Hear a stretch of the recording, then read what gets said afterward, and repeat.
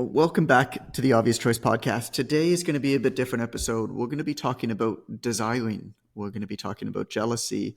We're going to be talking about what we feel like we deserve and why, and really whether that's a good thing or not a good thing.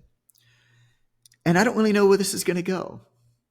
So stick with me for this ride. And Amber and I are going to have a bit of a conversation about that was stemmed upon through a conversation that I had with my wife, Allison, when we were on vacation last week. And so here's what I said to her, and I'll repeat it to the best of my ability, but you'll get the gist. What I said to her was, here's something I really hate about myself. I said, I really hate the fact that deep down I feel like I deserve a lot more public recognition for the type of life that I have opted to live and the decisions that I've made for how I live my life.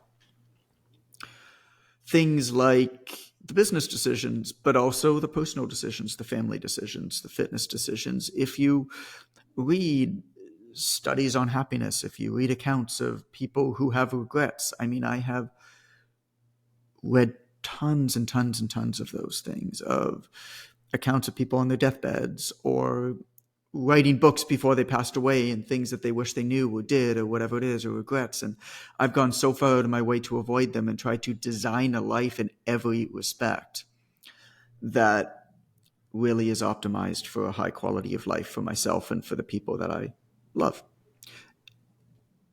And quite frankly, I feel like I've done a pretty damn good fucking job. And I'm proud of that. And I still struggle with things, of course. And one of the things that I struggle with is I don't know why, and I hate this about myself, but I go on the internet, I go on social media, and I look at who's being celebrated in the communities that I'm in. And perhaps I'm just not in the right communities, but I look at who's being celebrated and building up big audiences and email lists and things like that. And I'm like, objectively, based off of all of the research, based off of all of the well-accepted ways that are right to live your life, oftentimes these people are doing a lot of things that, by and large, folks talk about as being things that they regret. Mm-hmm. They don't have the families, or they give up time with the families, chasing rewards. They go on treasure hunts, and when they get the treasure, they realize that maybe the treasure didn't actually fulfill the need that they really had, that they hoped that the treasure would fulfill. And then they feel kind of empty and they search for the next treasure, or they define themselves by their ability to get the treasure, whether it's the accolades or the prestige, or it's the financial rewards or the cars or the boats or the watches or whatever, right? But yet we still seem to celebrate those things online. And so I said that to Allison. I said, I hate that I deep down I feel this way. And as a good woman does, she put me in my place. And she said, yeah, but you don't actually want recognition, do you? And I said, what? She said, well, if you were to get it, then you would start to chase it. And that would change the decisions that you make of how you live your life. And that would fundamentally alter everything that's so great. So actually, you don't really want this type of public recognition for what you do, for what we do you? And I thought about that for a long time, and I still think about that because it's true. Because when we had this conversation, her and I had taken 2 days away from our family. We're living in Mexico still. We're in Sayulita, and in Sayulita, about an hour and a half away on the other side of Puerto Vallarta, there's an area where you catch a boat in this area called Boca. And you take it around, and we went around to a little beach that's only accessible by boat called Key Mixto, which is a tiny little fishing village. And we stayed at this beautiful, beautiful resort right on the ocean there. And we had 2 incredible days with just one another. And this is when we were having this conversation. And we didn't take a damn single picture because it was for us. But if my brand was built on, look at how great my life is, I would have felt a tremendous amount of pressure to document and share that in some way, which would have been, number one, it would have been, of course, interrupted as we were taking pictures. But more than anything else, mentally, I would not have been quite there, because I would have been thinking about how I might be able to communicate this for somebody else who's not there to better improve my standing based off of the platform that I built it. And I started to think about Casey Neistat, who's a YouTube, super famous YouTube producer, videographer. I don't know what you call him. I don't watch YouTube, but he's super famous. And I think it was an interview with him. And I'm not quite sure if I feel quite this strongly about it, but I do feel strongly about it. He said something to the tune of, family bloggers are the worst evil ever invented on this planet. Because there is nothing, and this is me now, not him. And I don't know if those were his exact words, but it was as strong of a statement as that. Yeah. And what he said was, or what I believe and what he was getting at there, was that the family, the home, is sacred. And it's truly sacred. But the minute that you start performing, the minute that you turn it into a performative act for social media to be able to get prestige or money, it can't not alter your everyday with the people that are most important for you. Whether it's just dancing, whether you are travel family bloggers, whether you are whatever. And so I can't, when Allison said that to me, Amber, it didn't make me not want some sort of public recognition. But I will say, I mean, one of the reasons why I like writing so much, and one of the reasons why I've built my social media platforms the way that I have, is I don't really want to go about my life. If ever I were to get to the point where I was like really famous, I don't know if that would happen anyway, but I really don't want to. Like, I think the best sort of celebrity is you can walk around anonymously and live a great private life. And then every so often, you can go to a very specific room with a very specific type of person and walk in there and be a fucking boss. Yep. And then every so often, somebody on the street will say, "Hey, are you so-and-so?" Yeah. I mean, And I that run away happens from to me people in the every grocery so store often. now. Do you? Like, Oh, I don't, no. yeah, people that I'm I happy see, to I'm like, talk I'll to go to people. another aisle. No, I mean, I'm happy to talk to people. Once every few weeks, somebody will say hi to me on the street.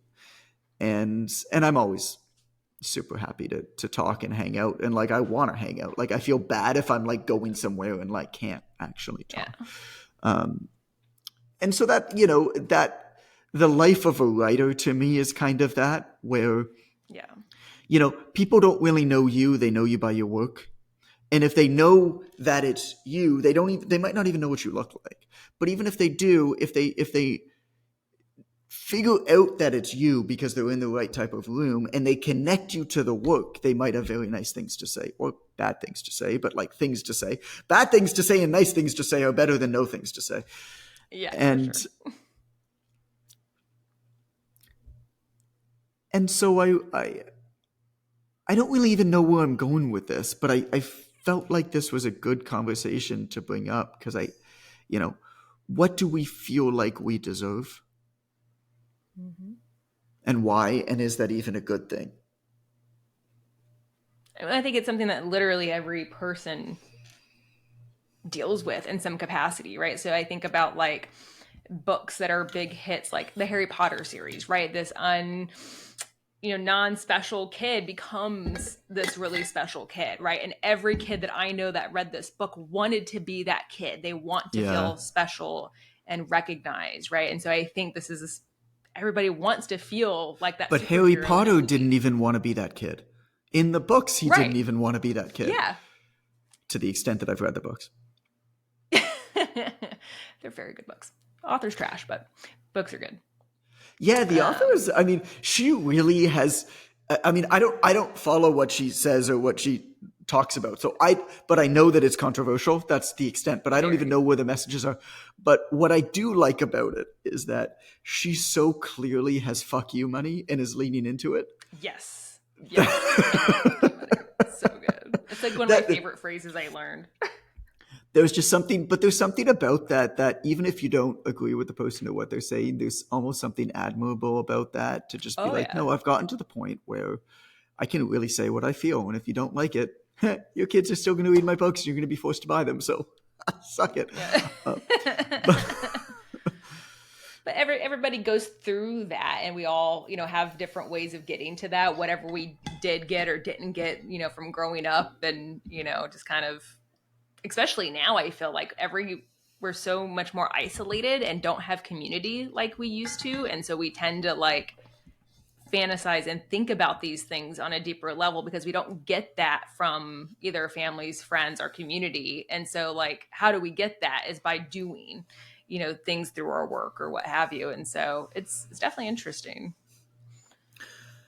And this idea that what we present, how we present ourselves, particularly online, if we have any kind of a platform, whether it's big, whether it's small, if we present ourselves online, then there's going to be some sort of a response. And the things that we get a response to are going to, whether consciously or unconsciously, they're going to change the rest of our lives. They're going to change how we act. They're going to change how we think. I mean, I've seen friends become fundamentally radicalized over time by nature, by virtue of the platform that they've been building. Because what often happens is somebody will, this has happened a number of times, particularly COVID-19, I think, brought on a lot of this, but somebody will be struggling to make a name for themselves, or even making a name for themselves, posting very similar types of content to a lot of other folks, right? They've been doing it for a long time. They're working really hard for it. Maybe they're building up a bit of an audience for it, local reputation, whatever it is. And then they share some sort of an opinion that maybe isn't even quite developed as an opinion yet. They're just kind of sharing what they're thinking, which is not necessarily a bad thing. But it's on one side of a contentious argument, right? Yep. Vaccines are good, vaccines are bad. Biden's good, Biden's bad. Trump's good, Trump's bad. Whatever, right? Yep. Wherever you fall on that spectrum, oftentimes people who fall on those spectrums don't fall distinctly, at least at the beginning, on one end of them. At least reasonable people, well-educated people, very rarely fall on one opposite end of them. There's somewhere like left to the center or right to the center, or whatever. But they put out a message talking about their opinion. And all of a sudden, this thing, because it is a potentially divisive opinion on a contentious topic, gets way more response. Mm-hmm. And then everything else that they do, that they were always doing before, seems muted by the response that they got, by this other thing that they did that might not even be related to their area of expertise or their platform that they're building or whatever it is. And so they put out another message and another message. And then, of course, what starts to happen? Well, the people who respond to it are the people who agree with you.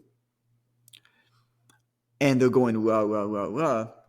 Well, then you start being connected with tighter connections as per the platforms that you exist within, the algorithms that you exist within, with people who think that certain way. So then the news and the other people that you see, that you consume, if you go on these things, what you start to get fed are things that reinforce that what started as, maybe I'm not quite sure if I think this way, but I think that I maybe think this way, so I'm going to put out a message on it.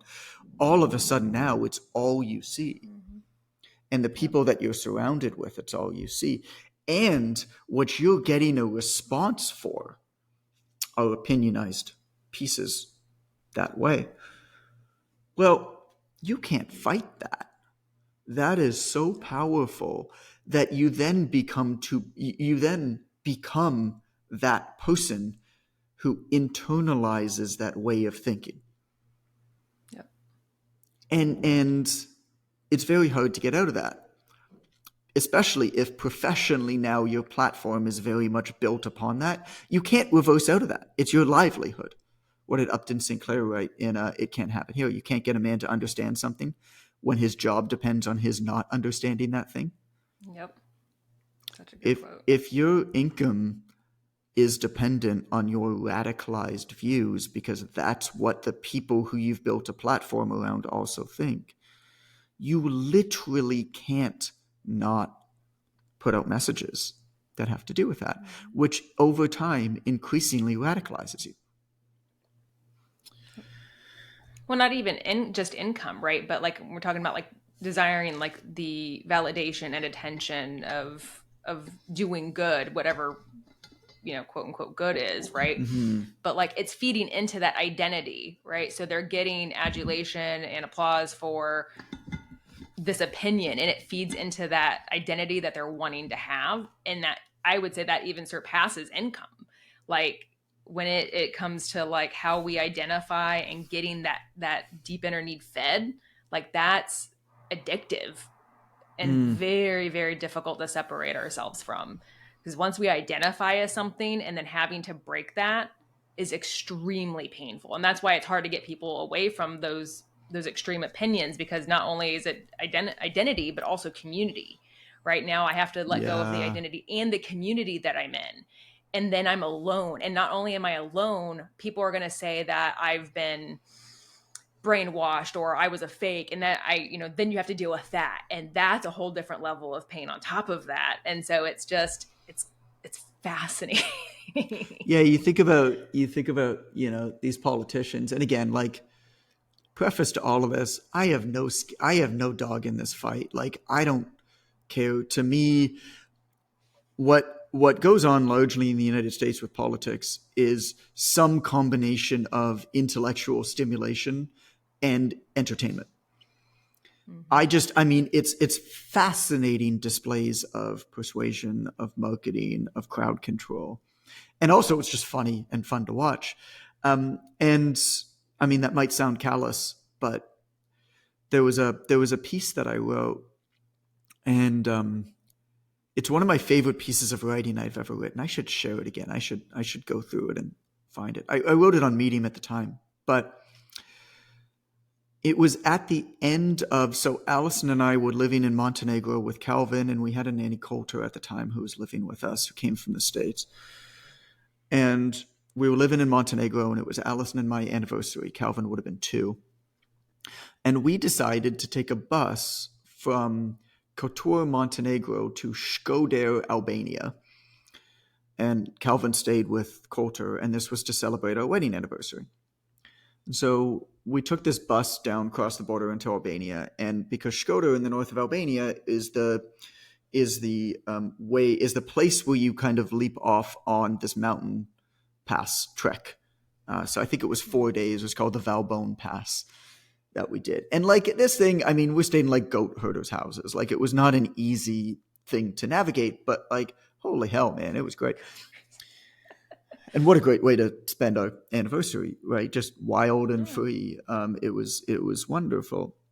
But I remember on the last day, we were sore, we were tired. We were in the middle of the Albanian Alps in this like goat herder's house. And they had the room that we were in. It was the only private room that you could stay in this entire town. So of course I balled out and did it because I was like, I don't want to sleep with like 6 other, stinky travelers. Yeah. Okay. But it had two single beds. So Allison and I, on the last day of our anniversary getaway, slept in 2 single beds, separate from one another. And I remember getting up and going pee and cracking my body and talking to Allison about where we're sore. And we go down, and the guy who ran the place, thick black beard, of course, everything that you can imagine, like stereotypically Albanian. Like, he's like, "Oh, Jonathan Goodman, are you a good man?" I was like, "Yes, all of my family are made of good men." It was everything stupid and like stereotypical like that. You And haven't heard a million times. and that I haven't heard a million times, and they don't have something prepared in response to it to people whose English is a second language. And they're talking to us about how the butter is made from the cows that are right there and all this like wonderful stuff. And then Allison and I separated, and I took out my notebook, and I had this stunning realization, and I wrote this article, this very short piece, but it was the first time that I ever really thought about how little I think about and how wonderful that is. It's not even that I think about movies or politics or whatever. It's like I don't even think about them. And that's not, I'm reasonably disconnected. Like, you guys laugh at me here, right? I'm reasonably disconnected from like a lot of things that go on, because if I don't deem that something is important, for better or for worse, I'm not saying that this is a good thing, it's just so far out of my brain. No. And so there was, so anyway, so I wrote this piece about, how much that this was the first time that I ever thought about how much I don't think about. That seems to be very distracting towards other people. The problem with that, though, of course, is that I could build a much bigger platform by talking about present day issues, by having, opinions on contentious things, even by just like talking about the news. I think about a podcast that I really enjoy listening to called My First Million. I like the podcast. I think that they do a wonderful job. They're entertaining, and I don't listen to every episode anymore. It kind of gets to the point, I feel like, with any podcast where you're like, yeah, I get it. Like, you can, and so every 5 or 6 I probably listen to, but they do a really good job, and I know they have research assistants, of anything that's going on in like the tech bro community. They fire off a really entertaining like recap, like news thing right away, like that day. And that's a really good way to gather a lot of because like podcasts are really hard to grow. You kind of need to give somebody a reason to check you out for the first time, and being the first person to report on the Reddit IPO, or being the first person to report on the OpenAI saga when Sam Altman got let go, or whatever, the Terra Luna collapse, all these things that if you're in that world, you would understand what I'm talking about, is a great way to bring in new people to listen to your thing that haven't otherwise heard of you. And then if they like you, they'll stay. Whereas I look at that and I'm like, I get it, but I also just don't. I don't want to build any kind of expectation of that. Yeah. And so I guess I wonder, Amber, what the balance is between size of platform and ability to do great work and have a launch pad for that work, and really high quality life, I guess. I don't know. It's a bad word for it. But like a high quality lifestyle with all of the little things that are what I deem to be really special and really important. Like somebody posted the other day, as I'm somewhat of a Bitcoin maximalist. I don't talk about it a lot. Mm-hmm. You make your own decisions, but I do buy into Bitcoin and think that it's pretty important. Um, and I don't trade it back and forth. I just basically hold it in cold storage. But is a Bitcoin influencer was like, you wake up and you see Bitcoin is $250,000 a coin. What do you do? And my response to that tweet was workout, breakfast with wife and kids, write, nap, go for a walk, read, dinner with kids. Like, what do you need? Yeah. So where's that balance, Amber? I don't know. Help me out. I mean, there's no answer to that, and that's kind of the thing, right? Is like you can do the mental exercise of, okay, if I went down this path, then what? And you can play that game. If I decided to talk more about contentious things, then what's likely going to happen is X, Y, and Z. And then what's likely to happen is X, Y, and Z. And you can play that game and, somewhat compare notes, but the only way to know is to pick a path. And, you can't repick, and so you just do the best you can with the information you have in front of you and give yourself grace after that. But I guess there's always this worry of like, it's all going to go away. I have that like what's, because what I want to do is write books. Like I've figured that out about myself, is that writing books is such an unbelievably difficult thing for me to do. I don't know, maybe it's easier for other people.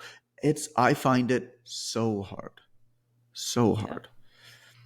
It beats me down. I mean, you saw what happened, 2 months ago, 3 months ago. Like, it beats me into the ground. And yet, I can't not do it. And if I've written first thing in the morning, it's going to be a good day. There's something that I can't really explain with that one activity of writing as part of a big project, not writing tweets, not writing blog posts, just writing as part of a big project. There's something about that activity that I can't even describe that so clearly is what I should be doing. No. And it's all that I want to do. Like, I love you, Amber. I'm talking to you right now. I wish I was starting and writing my next book as I'm talking to you. Yeah, I get it. But at the same time, I understand it enough to know that I'm not at that level yet where I can just like log off from the world for 2 or 3 years and be like, okay, here's my masterpiece. All right, I'm going back in my hole. You got to do stuff on the front too. You got to do interesting shit as well in the world. Like, you can't just like live inside your brain. I mean, I have to run businesses. Why? It depends on what your goal is, right? Like, are you wanting to write because you love writing? You don't need anyone else for that. If the end goal is because you want to be, a bestseller, then that's a different goal than doing something that you love because you love to do it. Sure. I mean, I guess have to have.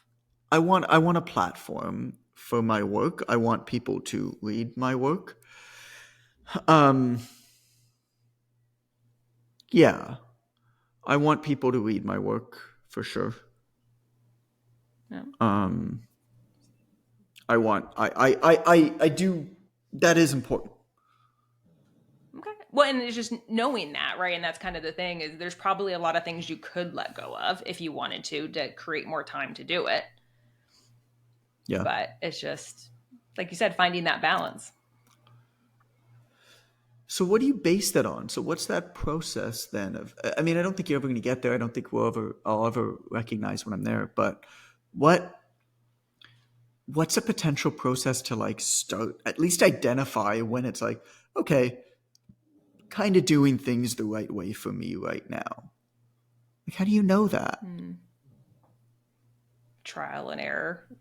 It's a science experiment almost, right? Make a hypothesis, you try it for a while, collect data. How do I feel? How does my family feel? Do I feel fulfilled? Do I feel like I'm missing something? Why do I feel like I'm missing it if I do? And then you try again. Kind of like how you do, like for a long time, you guys, every 3 months were living somewhere different, right? And so like you've collected so much data in your life at this point where if you sat down maybe with a good therapist or like help you sort through it, to look at it through that lens, to build that hypothesis. But you have a shit ton of data. It's just sitting Right. down with it and really thinking it through.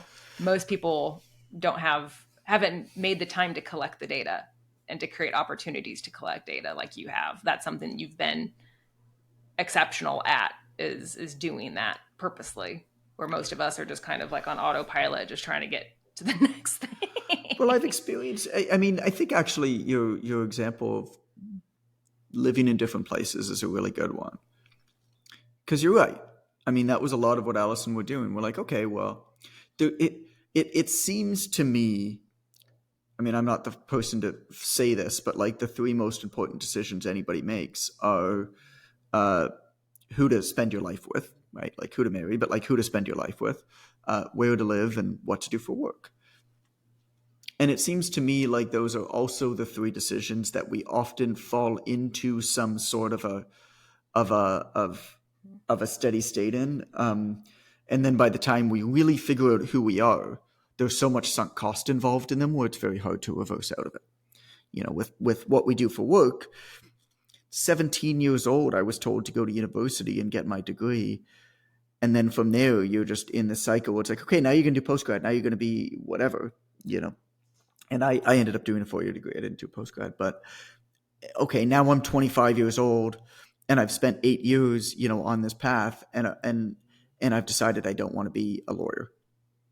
Well, it's like you got a lot of sunk cost involved there, based off of a decision that you made without really much deep thought. Like you should not have made that decision at 17. To set you down the path. With who you're with, I mean, once you've been dating somebody for a long time or whatever, I would think when you're young, it's like, God, I got to start this over. And as someone who's divorced, yeah, not doing that again. Right? Like it's nope. And then with where to live, it's that. It's buy a house when you're young. It's a great investment, and like I don't quite buy into that necessarily. I think that it could be a great investment. I think that it sometimes works out for people, but I don't think it's necessarily a good investment. But we're told to kind of want to own a house, and I resisted that a lot because I was like, well, how do I know that this is where I want to live? There's a lot of places where I could live. How do you make that decision? And the way that I made that decision was over the course of a number of years, I lived in a lot of different places in a lot of different situations. And I mean, everywhere, God, I mean, lived in so many different places. And not just like different countries and, in cities, on islands and whatever, on beaches. And it was like everything from a cave to a condo to a house to like the most luxurious like 180 type of living, like the most luxurious type of living. I mean, the equivalent of like butlers and maids in Southeast Asia, up on a top of a hill with a 180-degree view of the sunset over the ocean, every single day, all glass around us. And like, as I'm saying it, you picture it, you're just like, oh my God, like and it was. But after about a week, it was just the same sunset. Mm-hmm. And I mean, that's the what's that treadmill called? That's the hedonic treadmill. Yeah. Hedonic. Yeah. Yeah, that's the hedonic treadmill. I was going to say hedonistic, and I know that's not right. The hedonistic treadmill. Get your mind out of the gutter, my friend. Get your mind out of the goddamn gutter. But that's the hedonic treadmill. Is we know very clearly that anything that brings us pleasure generally will only bring us pleasure for about a week. And then, a little bit more, a little bit less. But then actually, if we leave and enter again, that same thing can bring us pleasure again if we remove ourselves from it and bring it back. And so that's, well documented. But over all of that, what Allison and I figured out is like, we're actually happiest living in very close quarters and having a really, really strong community to a very diverse kind of people. And where we ended up living in Toronto and being surrounded by family, like as much as possible. So where we lived in Toronto, like traveled the world and back for 8 years, we bought a house a 5-minute walk from my parents, 7-minute walk from my sisters. In the neighborhood that we're in, I mean, it's a good neighborhood, but there's also like on the other side of the road, basically, like there's just like a bunch of neighborhoods kind of converge into it. So there's different pockets, right? And on one pocket, there's the railway tracks. And so on there is a lot of like townhomes on there. So not like lower income, but a lot of starter home type families. Yeah. And then on the other side, there's actually a lot of government housing. And there's a lot of refugees that come into Toronto that live in those houses. So historically, it's a lot of Somali refugees. But recently, a lot of Ukrainian and Turkish refugees. Sure. And so in Calvin's school, there's super diverse kids at the parks, everything. I mean, our friends are all over the place. Like we have a Mexican themed Christmas dinner every year with some of our neighbors. And like one of the families who came this year that we've gotten close to is Eritrean. So they've been here for a long time, but they're Eritrean refugees. So when Eritrea split off from Ethiopia, there was a lot of wars and a lot of bloodshed, and a lot of Eritreans moved to a lot of other places, but Toronto being a major one. And so it's just, we realized that was important to us. And the only reason that I say all this is, I guess, as I'm starting to understand this is like John's therapy, I guess, Amber. But as I'm like making sense of this in my head, it was all of these experiences. What they allowed me to do was really be so happy in our home, and not think, oh, I wonder if the grass is greener. Like I know that there's lots of different ways to live. I know that there's lots of different places, but like I've done a lot of it, and I know that this is right for me. And part of that is leaving for 4 months out of the year.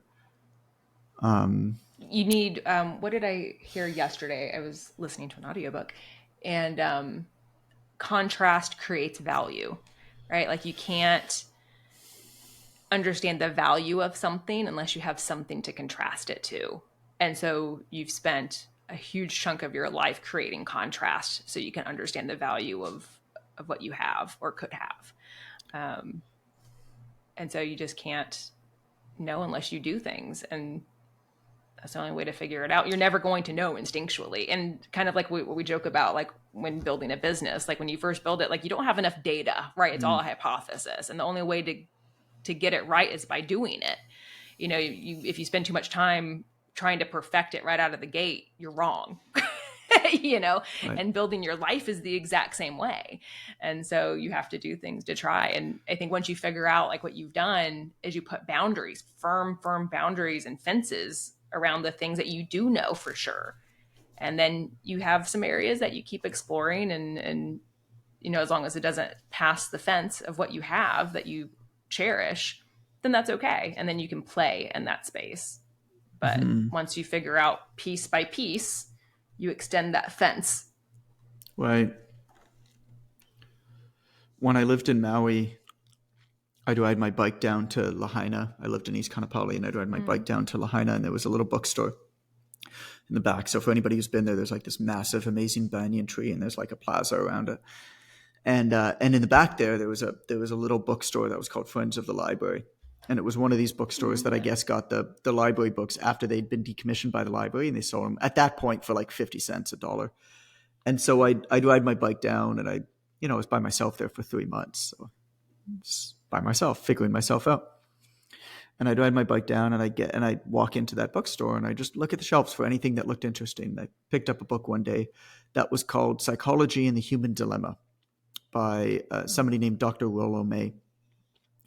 And I remember the book being very, very important for me for understanding myself, understanding the human condition, understanding the quirks of how we act.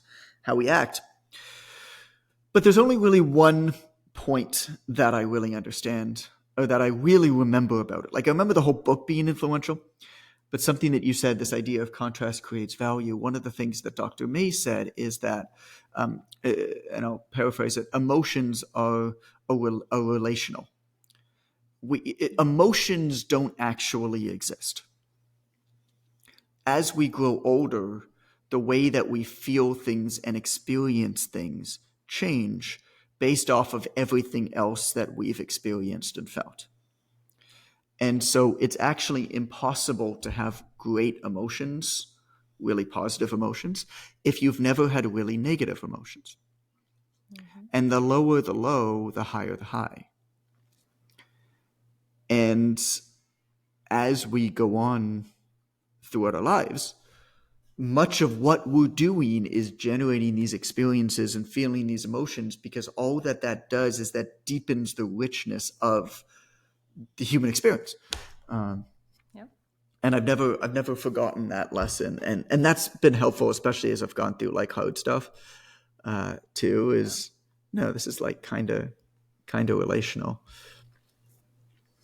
Something else that I think is super helpful that we share is reading fiction, right? Like I don't read it as much right now because my brain can't do it right now, but like I had hundreds of books, up until a few years ago, of all fiction, and all sorts of different topics and whatever. And so even if you can't physically go do certain things, you can experience things by proxy, almost, by reading.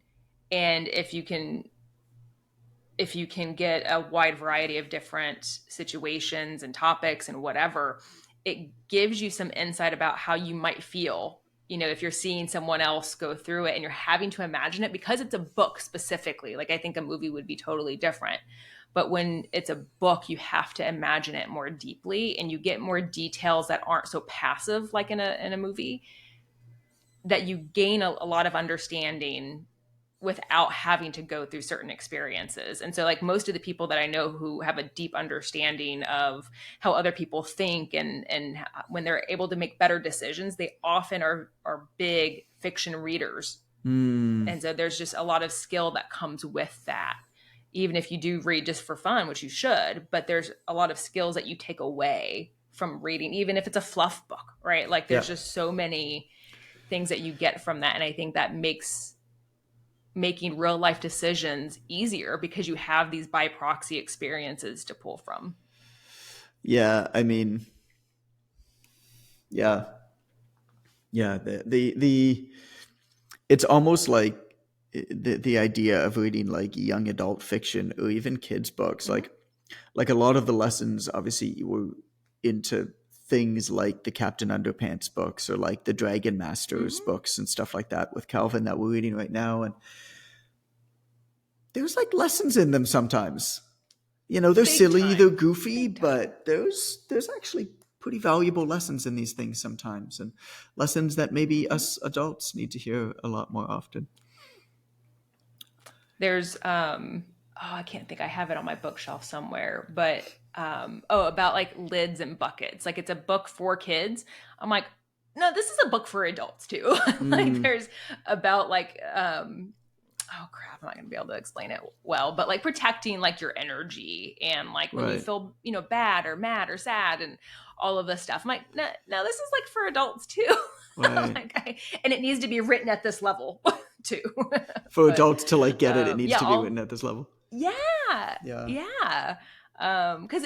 they take the time to explain something simply. For some reason, when we try to talk to adults, we make it too damn complicated. Right. When we need the visuals, we need the easy sentences and like just the basics. But no, I agree. There's a lot of good kids books that have real life applications. Well, this was a good therapy session. You're welcome. I'll send you the bill. Yeah. I think it's valuable to talk about the stuff in more of an open forum and saying, I don't like this about myself, but here's how I feel. Yeah. It was so powerful when Allison said back to me and just said, like, no, you don't, like you don't actually want that though. Of course you don't. And I never thought about it that way until she said it, that, no, you're right, I don't. Maybe it's maybe it's a good thing that my platform is not built on lifestyle design, because a lot of people whose platforms are built on lifestyle design, even the guy who invented that term, has very openly spoken about really, really difficult times that they go through. Mm-hmm. And I don't know if those are related or not, but I can see how I can see when I'm in times when I'm trying to do more of that type of thing.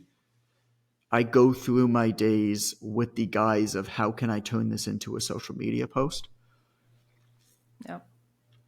And perhaps that's right for some people, but that is just not right for me. And I guess it's just a matter of, like the house. Yeah, the grass is always going to be greener, but understanding, hey, this is how I've decided that is best for me and my family, and it's going to be good enough. And with that, I get that there's going to be people that are going to have bigger houses or live in more exotic places and have bigger platforms, whatever. Their email lists are going to grow faster than mine, but like, it's fine. No. There was a workshop that I watched yesterday around building like your social media branding stuff, but there was something interesting that would apply here. And one of the things that they did was like having a thing of like all the things that you absolutely do, and a list of things that you have, and we've kind of talked about this too, but like, and the things that you absolutely do not do. Right. And it's kind of like, would be good to have that if you do know what you value, right? So like for us, family time is wildly, valuable and a big focus. And so what that looks like is this, and the things that would take away from it are these other things, and identifying the things that you kind of fall into that would take away from it and being cognizant of it. Because I think a lot of the trouble is when we don't pause to think about what does pull us away from it and identifying it and reflecting on that, and just kind of like on like autopilot almost. Like you need to stop and identify those things. And so they had a big section on that, like, here are the visuals that we, try to use, and then the types of captions and whatever, the things that we do and the things that we don't do. But I think that system would actually really apply well here too, and like designing what your life kind of looks like in a way that doesn't get you off track by accident when shiny objects come up. And that you can refer back to. Get in our egos. Yeah, that you can refer back to. I think let's end it here. Sure. If you want more of this type of like, I don't know, discovery, self-discovery, life discovery, whatever, I'll recommend you check out episode 193. This is an interview that I did with Don Dapani, who really has been like a leader of mine for years. He's a Hindu priest. He was a Hindu monk, lived on a monastery for 10 years, moved to New York with $1,500 and his robes, and has grown into a really influential entrepreneurial guide, I guess.